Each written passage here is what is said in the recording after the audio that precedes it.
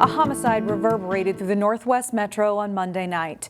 People in northern Brooklyn Park likely heard the police sirens and heard the helicopter searching for the suspect. Champlin police say the woman was found lying in the yard of a home on Thousand Pines Entry around 9:30. They were not able to revive the 35-year-old, who has been identified as Pichu Yates. Brooklyn Park, Osseo, and Maple Grove all were called in to help.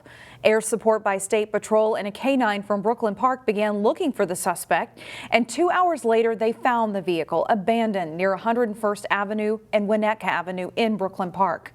A release from Champlin police said the suspect was taken into custody in Fargo, North Dakota early Tuesday morning. Brooklyn Park is once again taking a look at its chicken ordinance, with one council member saying the city has done more community engagement on this issue than it has many others. Brooklyn Park considered chickens in 2012 and 2019. Currently, the city allows people to keep chickens on parcels of land that are over 5 acres in size. The proposed ordinance would allow for the keeping of up to 4 hens on single or 2-family properties. The ordinance would also include guidelines on coops and care. Resident surveys have shown residents are in favor of chickens, but people showed up on Monday night to speak on both sides of the issue. To me, this is not a race issue. Brooklyn Park is a suburban city. We didn't move, a lot of us didn't move here to raise chickens. I grew up on a farm. I'm glad to get away from the fowl. We don't have tractors, silos, feedlots, or fields. My partner and I have a 30-acre lot with a sunny backyard, and chickens would be a welcome addition. We're not asking for a flock.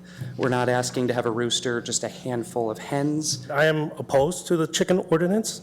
I don't know why this keeps on popping up every few years. I felt like the community's already spoken. Chicken are here in the city.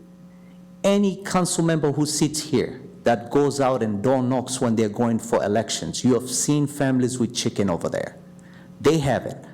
The public hearing will continue on April 11th before the council votes on the issue. An ongoing restoration project in Golden Valley is aiming to control invasive species. Crews at Briarwood Nature Area are burning buckthorn that was cut back last fall. Buckthorn tends to get thick and limit access to certain areas and also chokes out other species. The city recently received DNR grants for several projects like this around the city.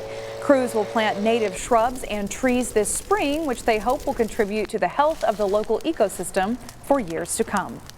We try to design plant mixes so something's blooming throughout every season so that there's nectar and pollen for birds and insects. And then obviously the water quality benefit as well, having something that's a little bit better established, better root mass, et cetera, to kind of hold dirt in place and filter pollutants and things like that. So hopefully multiple benefits on all fronts. Golden Valley contracted with a private company for these projects. They'll monitor the areas for about 3 years to ensure the new planted materials are thriving. Remember this scene in March of 2020 as the pandemic came to our area, all of our local libraries closed down. Hennepin County Libraries pivoted to virtual options, online checkout, and curbside pickup. But these options just weren't the same as getting inside an actual branch. And now a milestone. 2 years later, after all 41 branches of the Hennepin County Library closed, the last 2 branches are back open and ready for patrons. One of those library branches is the Osseo Library, which is back open inside City Hall. This library and the library in St. Bonifacius opened back up to the public the week of March 16th. This branch will be open 3 days a week for patrons to browse the collection, check out the computer, or just come in for the quiet space. I think it's exciting because for so long, it was very limited. We only have this, amount of hours, or we only have these services, or, because of COVID restrictions, you can't stay in the building, which was always felt a little funny because, you go to the library and you want to stay and, spend time.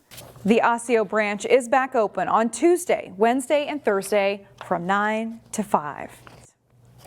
The Northwest suburbs have a number of Mexican restaurants, but there's only one place that makes the claim that customers will not only get their food fast, but they'll leave the shop with a big smile on their face.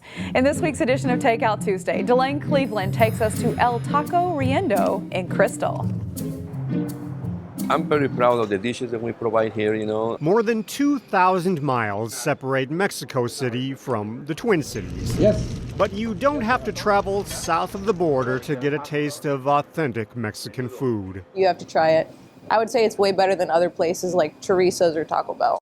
For many years, Taco Bell is likely what came to mind when Minnesotans thought of Mexican cuisine. Barbacoa. Yet, thanks to people like Miguel Cruz Gomez, Very popular, very tender. you can go to spots like El Taco Riendo in Crystal for the real deal.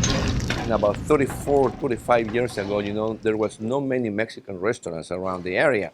And the only Mexican restaurant that we can think about, it was just all the way down to St. Paul and the west side. Gomez opened El Taco Riendo in March of 2019 in a small strip mall near Cub Foods. I highly recommend.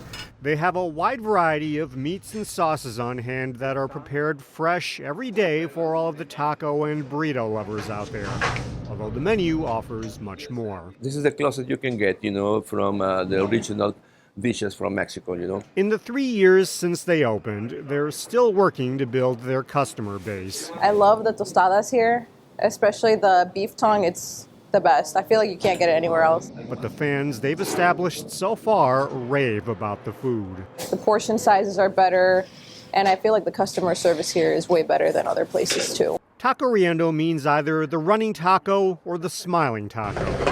It's essentially their way of saying that customers will get their food fast and they'll leave happy. Come and visit us, you know, come and try us, you know, and let us know if you like it or not. In Crystal, Delane Cleveland, CCX News.